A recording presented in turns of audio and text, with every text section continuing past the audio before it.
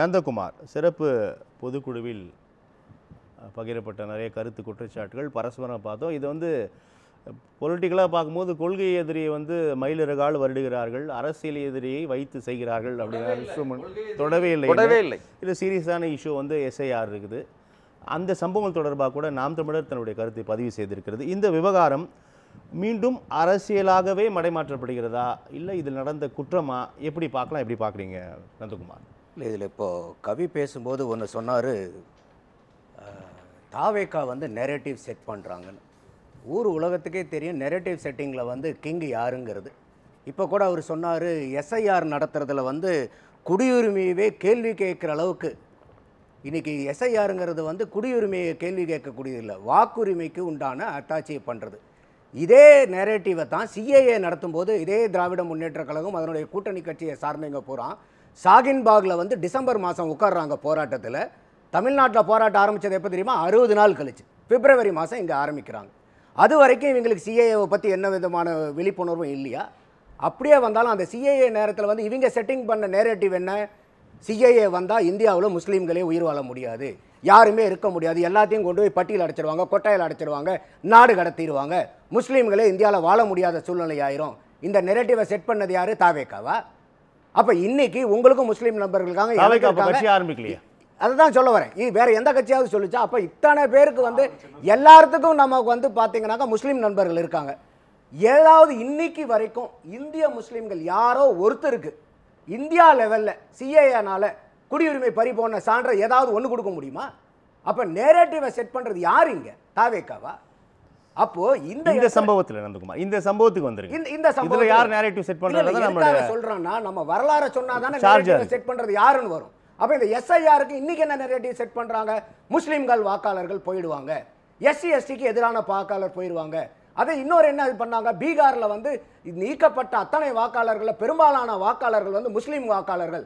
Narrative set பண்ணாங்களா இல்லையா? ஆனால் இதே வந்து இந்துவில் ஆர்டிகல் வந்திருக்குது நவம்பர் 3ஆம் தேதி. இந்த மாதிரி பீகாரில் முஸ்லீம்களுடைய பாப்புலேஷன் மக்கள் தொகை சதவீதத்தில் 17.7%. வாக்காளர்களை நீக்கப்பட்ட பட்டியலில் அதே முஸ்லீம்களுடைய சதவீதம் 18%. அப்போ எவ்வளோ பெரிய பொய்ய சொல்கிறாங்க இல்லையா?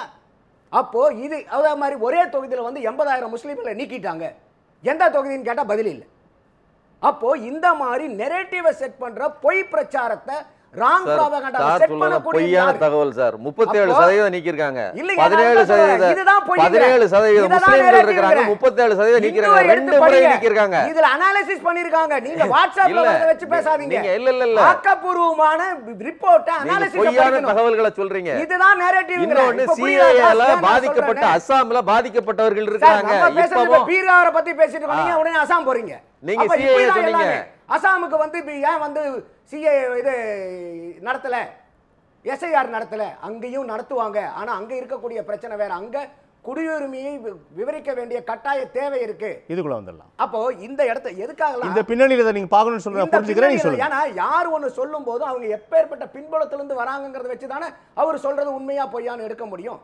அப்போ இந்த இடத்துல அதே மாதிரி செருப்ப வீச எரிஞ்சது வந்து கவன ஈர்ப்பு. இப்போ அவர் எந்த கட்சிக்கு ஆதரவா பேசுறாரோ அந்த கட்சி தலைவர் பேசிட்டு இருக்கும்போது தலைவர்கிட்ட கவனத்தை ஈர்க்க முடியல, செருப்பை தூக்கி அடிச்சு கவனத்தை ஈர்த்தலாமா?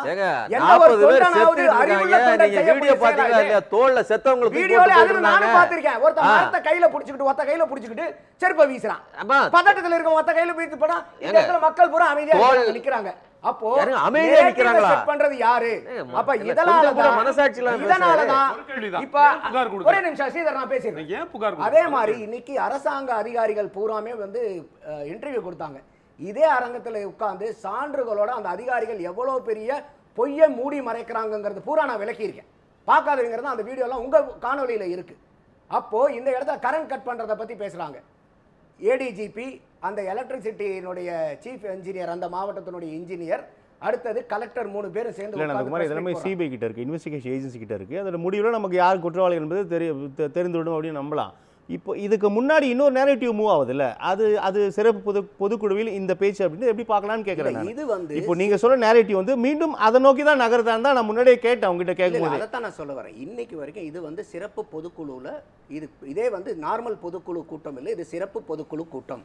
இதில் 12 தீர்மானங்களை கொண்டு வராங்க. அந்த 12 தீர்மானங்களில் வந்து இன்னைக்கு தமிழகத்தில் இருக்கக்கூடிய திராவிட முன்னேற்ற கழகத்தை அரசாங்கத்தை நோக்கியும் இருக்குது, மத்திய அரசாங்கத்தை நோக்கியும் தீர்மானங்கள் இருக்குது. அடுத்தது வந்து பார்த்தீங்கன்னா இந்த சிறப்பு பொதுக்குழுவில் இன்னைக்கு தாவேகா ஒரு வித்தியாசமாக பண்ணியிருக்கிறாங்கன்னா, எப்பயுமே அந்த ஸ்டேஜில் இருக்கிற ஒரு 3-4 பேர் பேசுவாங்க. இன்னைக்கு வந்து ஃபீல்டில் இருக்கிற கள அரசியலில் ஈடுபட்டு இருக்கக்கூடிய மாவட்ட பொறுப்பில் இருக்கக்கூடியவங்களையும் மேடை ஏற்றி ஒரு 4-5 பேர்த்த பேச வச்சிருக்காங்க, ஊழலை பட்டியலிட்டு இருக்காங்க. ஆதவர்ஜுனா இன்னைக்கு வரைக்கும் என்னென்னலாம் வந்து கேள்விகள் மக்கள் மத்தியில் இருக்கோ அதுக்கு பூரா பதில் சொல்கிறாரு. அவர் இன்னும் ஒரு படி மேலே போய் என்ன சொல்கிறாருனாக்கா, நான் வந்து பாவ மன்னிப்பு கேட்குறேன், 10 வருஷமாக திமுகக்காக நான் வேலை பார்க்கறதுக்கு உண்டான பாவ மன்னிப்பை பகிரங்கமாக கேட்டுக்கிறேன். ஏன்னா அவங்க எதிர்கட்சியாக இருக்கும்போது நல்லா செஞ்சாங்க, அதிலெல்லாம் இருந்துச்சு. ஆனால் ஆளுங்கட்சியாக வந்தபோது சொல்லொன்று செயலொன்னா இருக்குது, நான் வெளிப்படையாகவே பாவ மன்னிப்பு கேட்குறேன். அதே மாதிரி விஜய் பேசும்போது விஜயனுடைய பேச்சை நம்ம உத்து கவனித்தோம்னா எந்த இடத்துலையுமே அவர் தன்னுடைய நிலையை விளக்கிறதுக்கு நான் இப்படி சொல்கிறேன்னு சொல்லவே இல்லை. அவர் சொன்னது பூராமே சுப்ரீம் கோர்ட்டு கொடுத்த அப்சர்வேஷனை மேற்கோள் காமிச்சு தான் ஒவ்வொன்றும். இதை நான் கேட்கலிங்க, இது சுப்ரீம் கோர்ட்டு கேட்டிருக்கு. அப்போ இப்போ கூட விஜயனுடைய ஸ்டாண்டாக நான் என்ன பார்க்குறேன்னா, என் மேலே வைக்கக்கூடிய குற்றச்சாட்டுக்கு நான் விளக்கம் சொன்னேன்னா இது அரசியல் காரணத்துக்காக சப்பை கட்டிட்டு போயிடுவாங்கன்னு சொல்லுவாங்க. அதை வந்து அவர் எந்த இடத்துலையுமே சொல்லாமல் சுப்ரீம் கோர்ட்டினுடைய மேற்கோளை காமிக்கும் போது, ஏன்னா இதே ஹைகோர்ட்டில் தனிநபர் அந்த செந்தில்குமார் நீதி அரசனுடைய வழக்கு வந்தபோது தீபாவளி அப்பயே பயங்கரமாக கொண்டாடப்பட்டது தமிழ்நாட்டில். வானவேடிக்கை என்ன, பட்டாசு என்ன, அடேங்கப்பா. அப்போ எஸ்ஐடி ஃபார்ம் பண்ணதை விட அந்த தீர்ப்பில் இருந்ததில் ஏகபோகமாக கொண்டாடினது என்னன்னா, விஜய் வந்து ஒரு அரசியல் ஆளுமையே இல்லை, தலைவரே இல்லை, எந்த மாதிரி கட்சி எந்த மாதிரி தலைவர்னு போட்டோன்னா அவங்க பயங்கரம். அதே சுப்ரீம் கோர்ட்டில் வந்து இப்போ விஜய் இன்னைக்கு சொன்னார் பாருங்க, நறுக்கு நறுக்கு நறுக்கு நறுக்குன்னு கொட்டு வச்சதுக்கு அப்புறம் அந்த சுப்ரீம் கோர்ட் ஜட்ஜ்மெண்ட்டை வச்சு இன்னைக்கு ஏதாவது பேசியிருக்காங்களா, ஏதாவது பேசப்பட்டதா? அப்போ நமக்கு வந்தா ரத்தம், அடுத்தவனுக்கு வந்தா தக்காளி சட்னி. இந்த டபுள் ஸ்டாண்டர்ட் தான் நம்ம எந்த கட்சிக்கிட்ட இருந்து வந்தாலும் அது ஏற்புடையது இல்லை. அது என்னுடைய ஸ்டாண்டர்ட். யார் தப்பு செஞ்சாலும் நம்ம கேட்டாகும், நம்ம பேசலாம். இப்போ விஜய் கோர்ட்டே நமக்கு பல விமர்சனங்கள் இருக்கு. அந்த விமர்சனங்கள் வேறப்பட்ட விமர்சனங்கள். இப்போ வந்து பார்த்தீங்கன்னா இங்கேயே கூப்பிட்டு வந்து அவருக்கு வந்து ஆதரவு துக்கம் விசாரிக்கிறாரு. எனக்கு அந்த விமர்சனம் இருக்கு, அவர் போயிருக்கலாம். ஆனால் அது வந்து ஒரு தவறான முன்னுதாரணம். ஆனால் இன்னைக்கு தமிழ்நாட்டில் இருக்கக்கூடிய அரசியல் கட்சிகளை அரசியல் காரணங்களுக்காக தலைவர்களுக்காக தீக்குளிச்ச உயிரை விட்ட தொண்டர்கள், கொலை செய்யப்பட்ட தொண்டர்கள் எத்தனை ஆயிரம் பேர் இருக்காங்க தமிழ்நாட்டில். எந்த அரசியல் கட்சி வாழ்நாள் பூரா அந்த குடும்பத்தை, விஜய் வந்து இன்னைக்கு அந்த 41 குடும்பத்தை தத்தெடுத்த மாதிரி எந்த கட்சி இன்னைக்கு வரைக்கும் தத்தெடுத்திருக்கு? அப்ப இன்னைக்கு அந்த 41 குடும்பத்தினுடைய ஒரு உறுப்பினராக மாறி இருக்காருல்ல, அவங்களுக்கு தேவையான படிப்பு, வேலை வாய்ப்பு, இன்சூரன்ஸ், என்ன உதவி வேணுமோ இந்த 41 குடும்பத்துக்கும் தன்னுடைய உறுப்பினர். இது வந்து ஒரு நல்ல முன்னுதாரணம் இல்லையா விஜய் செட் பண்ணது? அப்ப இது வந்து எல்லா கட்சியுமே வந்து விஜய் கிட்ட இருந்து இந்த நல்ல பாடத்தையும் படிக்க கூடாது, கெட்ட பாடத்தையும் நீங்க ஏன் பாக்குறீங்க? நல்ல பாடம் இருக்குல்ல. ஓ, அப்ப நமக்காக இன்னைக்கு ஒரு அரசியல் கட்சிக்கு வரவங்க நம்மளை நம்பி வராங்க. அப்ப நம்மளை நம்பி வரும்போது எந்த கட்சியில் இருக்கிற நபர் உயிர் போனாலும் அந்த கட்சிக்காக தான் அவர் உயிர் விட்டுருக்காரு. அப்ப அந்த குடும்பத்தை நடுத்தருவில் விடக்கூடாது, அதை காப்பாற்ற வேண்டிய பொறுப்பு நம்மளுடைய பொறுப்புன்னு இந்த ஒரு அருமையான முன்னுதாரண செயலை விஜய் செஞ்சிருக்காரு. நீங்க செய்யக்கூடாது, சம்பவம் இனி நடக்கவே கூடாது நந்தகுமார். இல்ல நான் இந்த ஸ்டாம்பீட பத்தி பேசல. இன்னைக்கு அரசியல் காரணங்களுக்காக, அரசியல் காழ்ப்புணர்ச்சிக்காக இந்த கட்சி அந்த கட்சி இல்ல, எல்லா கட்சியிலும் படுகொலை நடக்குதா இல்லையா? எல்லா கட்சிக்கும் படுகொலை நடக்குதா இல்லையா? பல கட்சியில வந்து தீ குளிக்கிறாங்களா இல்லையா? அப்ப அந்த தொண்டர்களுடைய குடும்பம் எல்லாம் என்னத்துக்கு ஆவறது? எத்தனை குடும்பம் இன்னைக்கு நடுத்தருவில் நம்ம பேசலாம். ஆபரேஷன் காசு வசூல் பண்ணி தனியா குறிக்கிட்டீங்க. சுருக்கமா உங்க கருத்தை பதிவு பண்ண நம்ம இடைவேளைக்கு அப்புறம் பேசலாம். 41 குடும்பத்தை தத்தெடுத்துன்னு சொல்றாரு அப்படின்றது வார்த்தையா?